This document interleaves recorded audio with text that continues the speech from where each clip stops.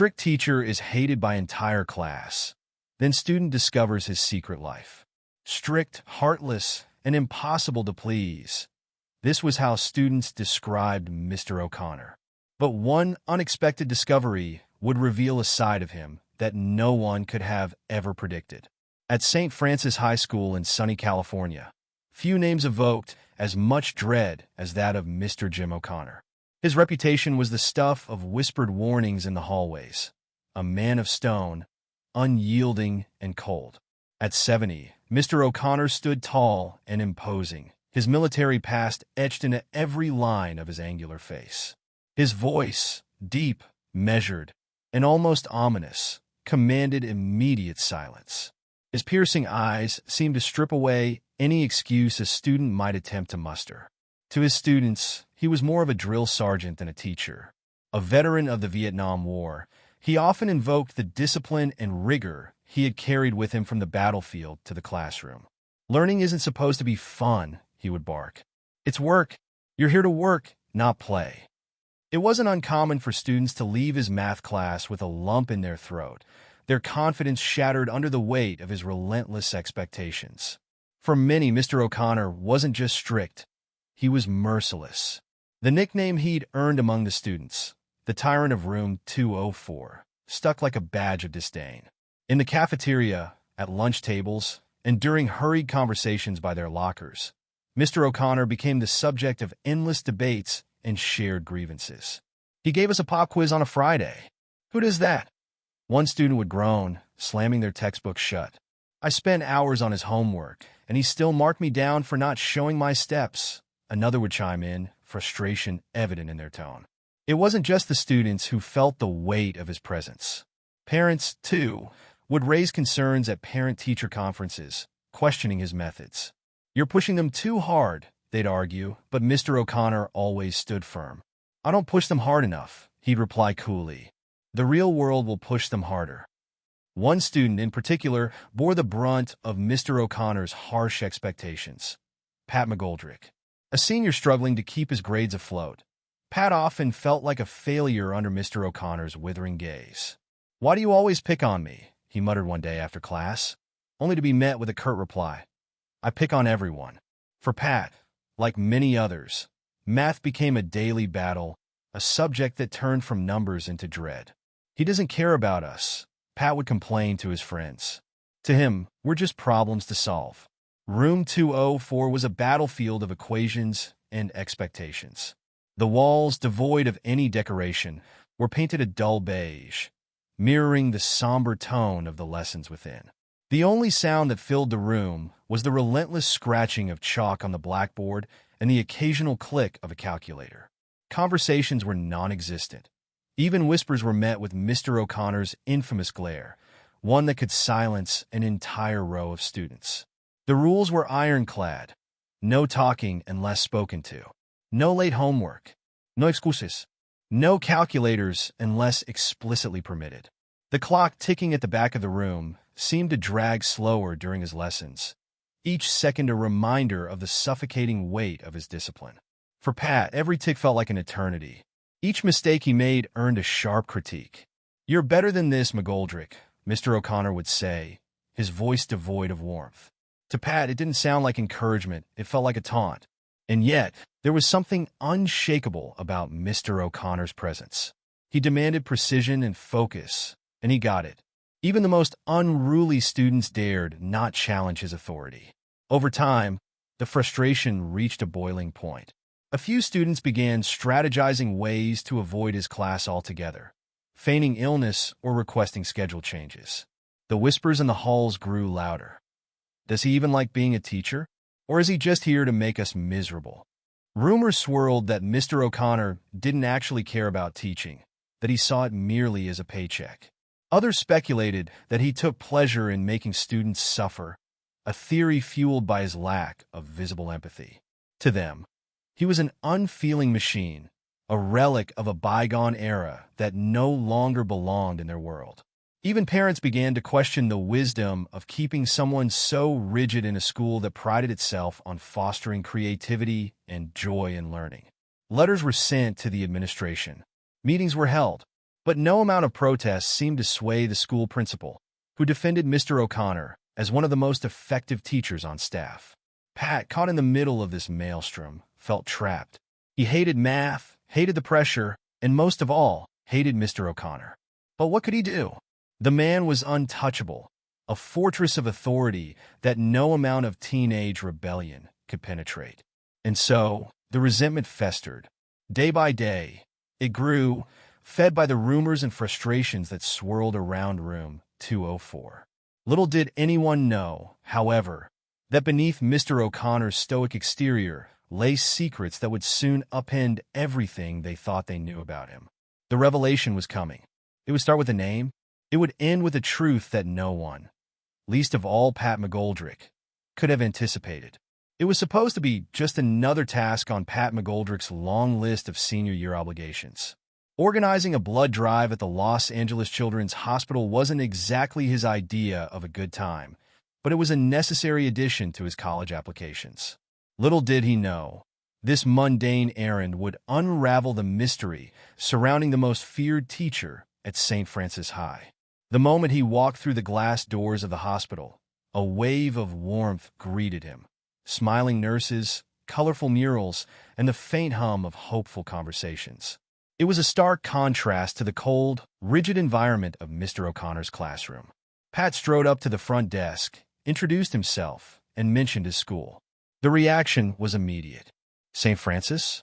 Oh, you must know Mr. O'Connor. One of the nurses beamed. Her eyes lit up with genuine admiration. Pat blinked, momentarily thrown off. Yeah, he mumbled.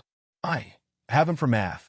Another nurse chimed in, a soft chuckle escaping her lips. Isn't he just wonderful? He's here all the time. Pat felt his stomach lurch. Mr. O'Connor? Wonderful? The words didn't fit in the same sentence. Surely, they were confusing him with someone else. Then something caught his eye. Mounted on the wall in the blood donor center was a plaque listing the hospital's top blood donors. And there it was. James O'Connor 2,347 pinches donated. His name sat proudly at the top, outshining every other name by a wide margin. Pat stared, his mind racing. How? Why? He couldn't reconcile the image of his harsh, unrelenting math teacher with the man the hospital staff clearly adored. Curiosity gnawed at him, and Pat knew he couldn't leave it at that. Over the next hour, he wandered through the halls, striking up casual conversations with the hospital staff. What he learned only deepened the mystery. Mr. O'Connor wasn't just a frequent blood donor. He was a fixture at the hospital. For over 20 years, he had volunteered quietly, with no fanfare, no recognition, and certainly no mention at school. He would show up 3 times a week like clockwork and head straight to the neonatal unit. He's like a guardian angel, one nurse said, a fond smile on her face. Whenever a baby is alone, he's there, holding them, rocking them, whispering to them. You wouldn't believe how much comfort he brings. Another nurse told him about the countless nights Mr. O'Connor had spent holding tiny, fragile newborns in his arms, offering warmth and solace when their parents couldn't be there. Pat listened, stunned, as they described him as a lifesaver, a silent force of kindness, a man of deep compassion. He thought back to the cold, strict figure in the classroom, the same man who spent years in quiet service to infants who couldn't even know his name. As he left the hospital, Pat couldn't shake the feeling that he'd just uncovered something no one else at school knew. And for the first time, he wondered, what else was Mr. O'Connor hiding beneath that icy exterior? That night, unable to sleep, Pat dug deeper. A quick search on the internet yielded little.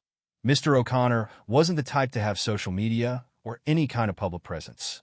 But after hours of scouring local news archives, Pat stumbled upon something that sent chills down his spine. An old article, dated nearly 25 years ago, featured a younger Mr. O'Connor standing solemnly in a military uniform, shaking hands with a hospital director. The headline read, "Veteran dedicates life to helping children after personal tragedy." Pat's heart pounded as he read further. Mr. O'Connor had served in Vietnam. His unit had been ambushed in a remote village, resulting in the loss of several of his closest friends. But it wasn't just the war that haunted him.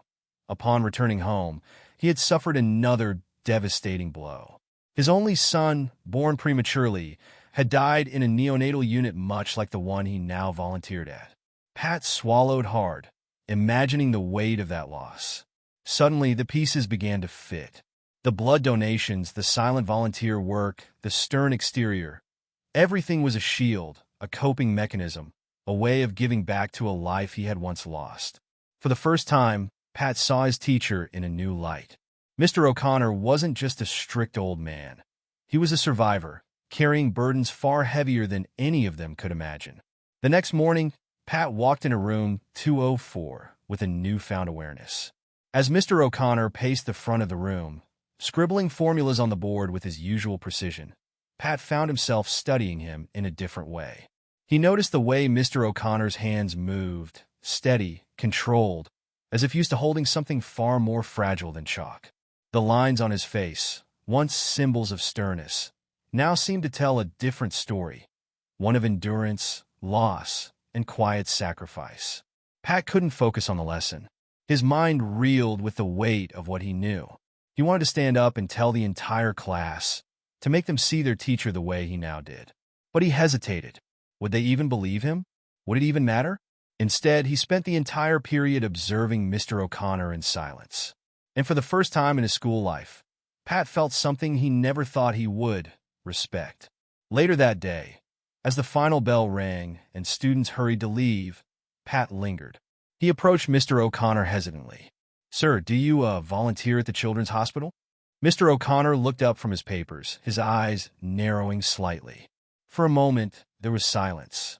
Then, something unexpected happened. A faint, almost imperceptible smile flickered at the corner of his lips.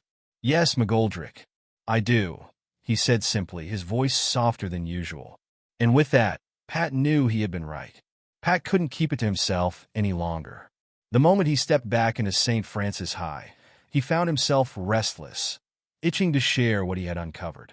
He didn't care how ridiculous it sounded. Mr. O'Connor wasn't who they thought he was. At lunch, with a mix of nervousness and excitement, Pat sat with his friends, his voice hushed yet urgent.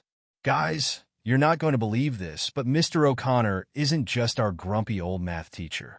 He's a hero." Skeptical glances met him from all sides. "Yeah, right," one of his friends scoffed. "What's next? He's secretly Batman?" Pat shook his head, frustrated but determined. He pulled out his phone, showing the hospital plaque with Mr. O'Connor's name sitting proudly at the top of the blood donor list. "Look at this," he insisted. "He's been donating blood for 20 years. And that's not even the craziest part.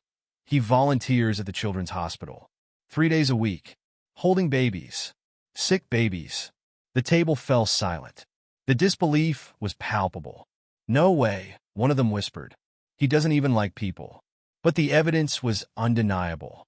Curious, other students started searching online, finding articles buried deep in hospital archives, confirming the truth.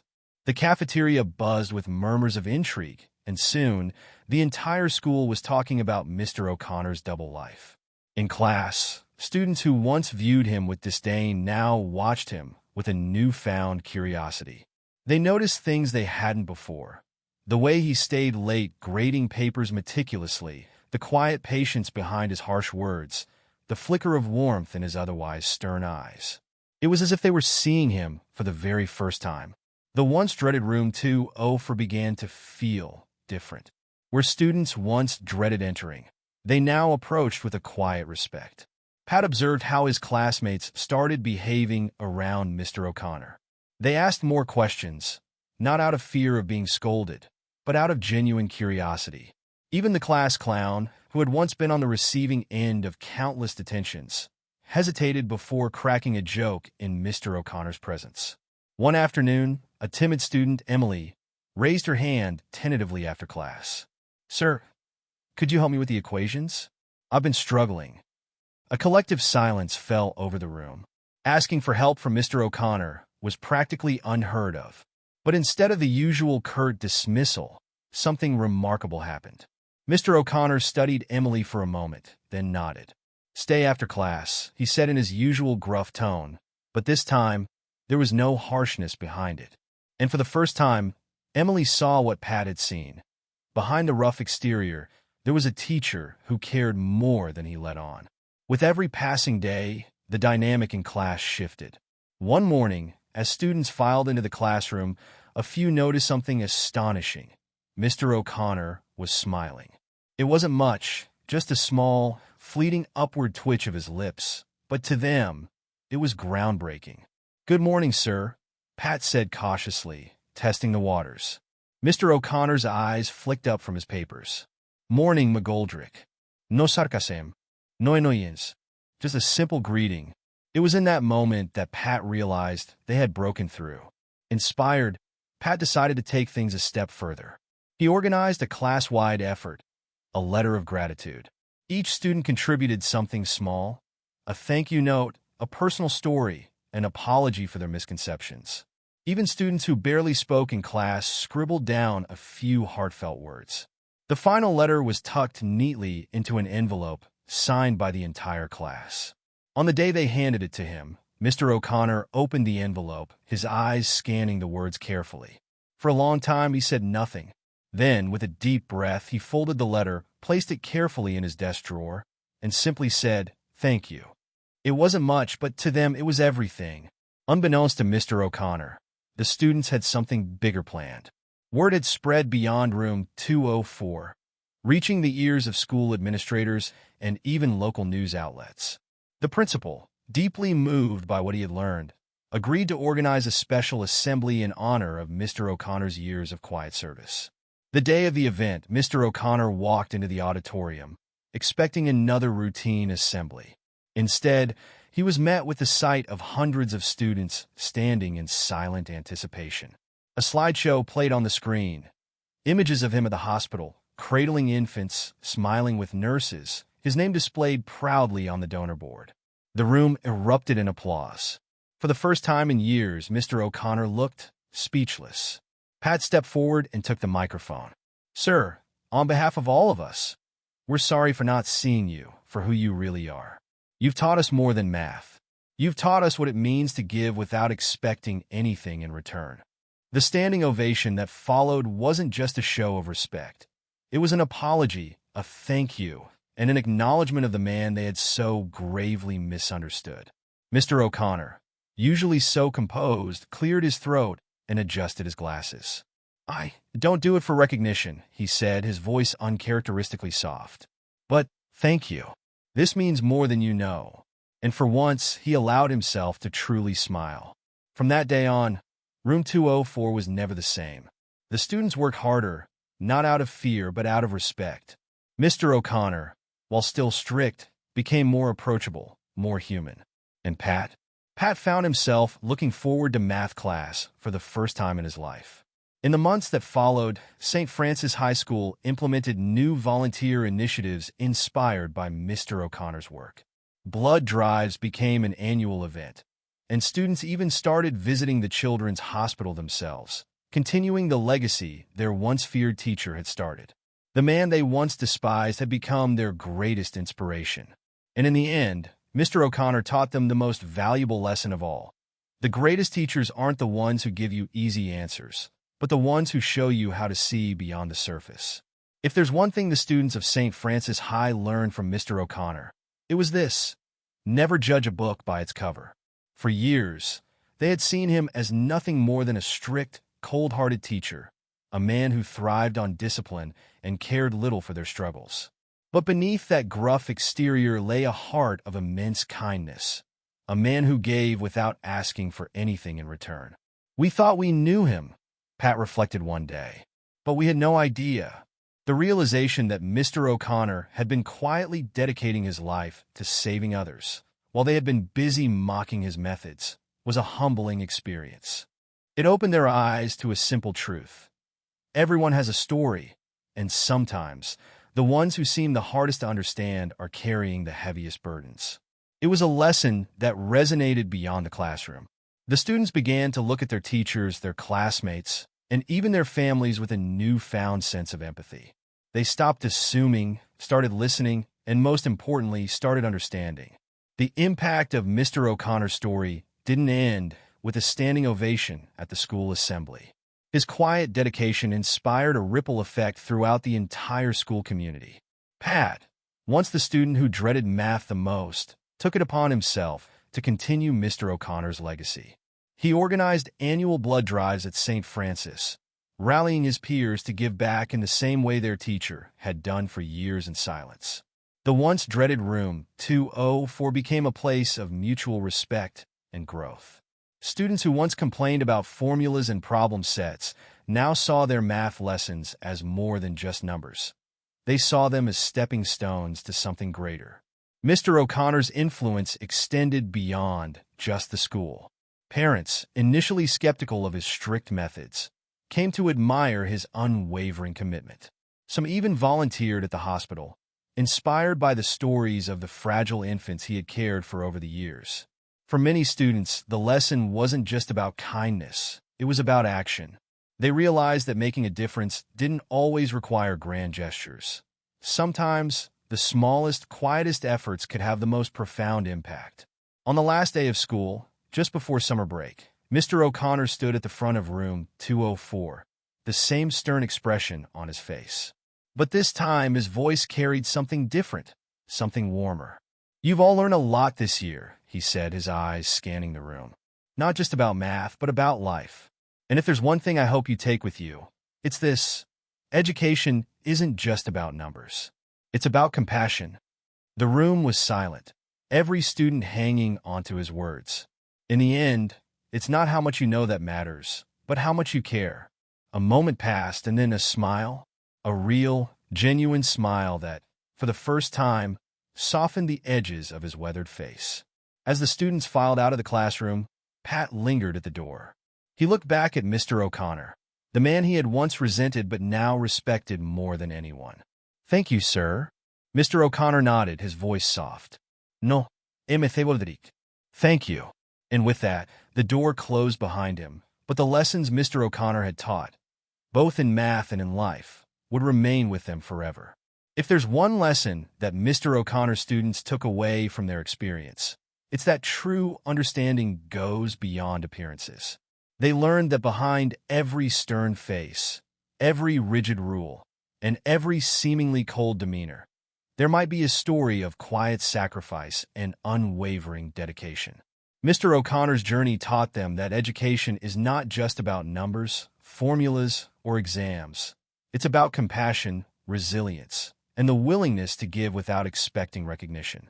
His quiet acts of kindness, hidden beneath years of discipline, inspired a shift in perspective, reminding them that the greatest impact often comes from the smallest, most unnoticed gestures. The students who once resented his strict methods now carried his lessons beyond the classroom, embracing empathy and action in their own lives. Whether it was through organizing blood drives, volunteering at hospitals, or simply approaching life with a newfound sense of gratitude, they realized that the true essence of education lies not in what you achieve, but in the kindness you show along the way. In the end, the most important lesson Mr. O'Connor imparted was simple yet profound. Education isn't just about numbers. It's about the lessons of humanity that stay with you forever.